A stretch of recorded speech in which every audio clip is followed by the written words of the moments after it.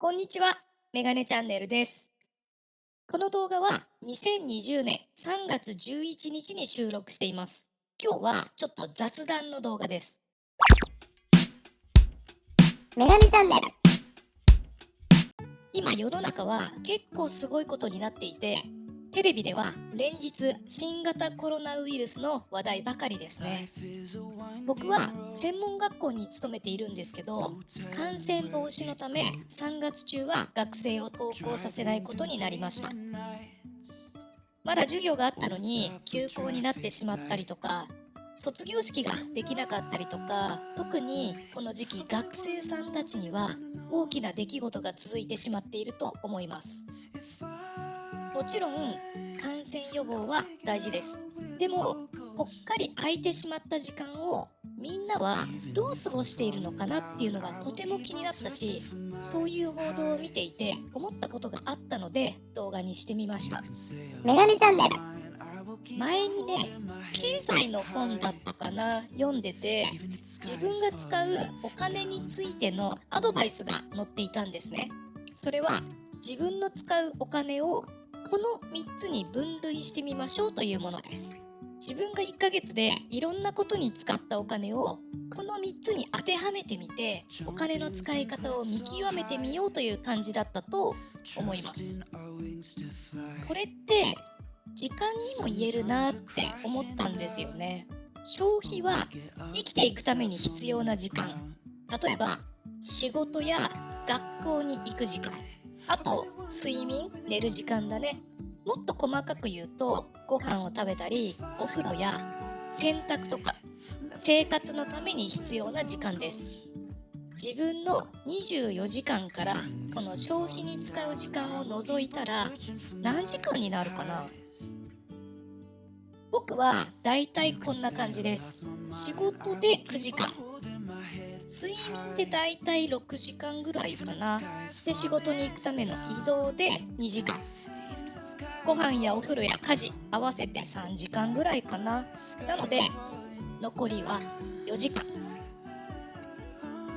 この残った時間をどう使うっていつも自問自答してます。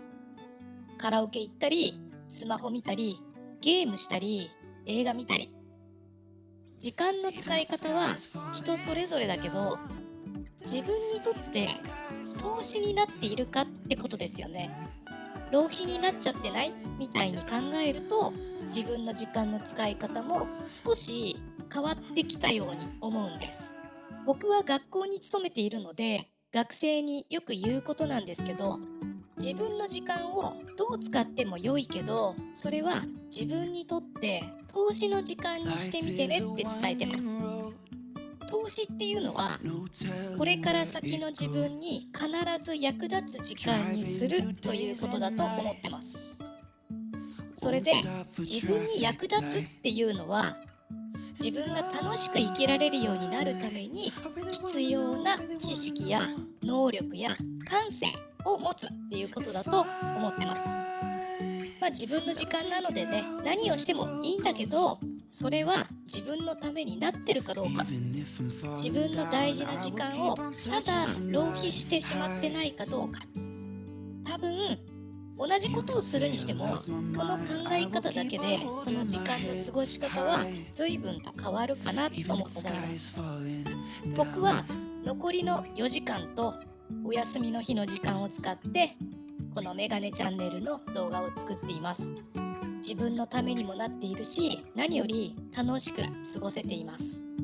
体力ないんでね、ちょっと大変だけど、そう、体力のあるなしもとっても大事なんです。体が健やかに健康であることは、自分の時間を大切に過ごすために必要なんだよね。はい、今多分時間をどう使っていいかわからないっていう学生さん多いのかなと思ったんで、この話をしてみました。ちゃんと手洗いうがいをして感染予防をしつつ、自分のための時間を過ごしてみてください。僕はね、映画見るの大好きなんで、動画作る時間以外は結構映画をよく見てます。僕のおすすめの映画とかもね、また動画で紹介できたらなと思ってます。はい、じゃあ今日のお話はこれで終わりです。よかったらチャンネル登録、評価よろしくお願いします。バイバイ。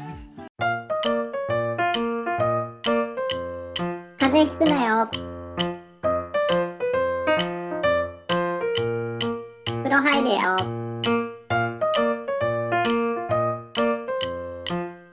またね。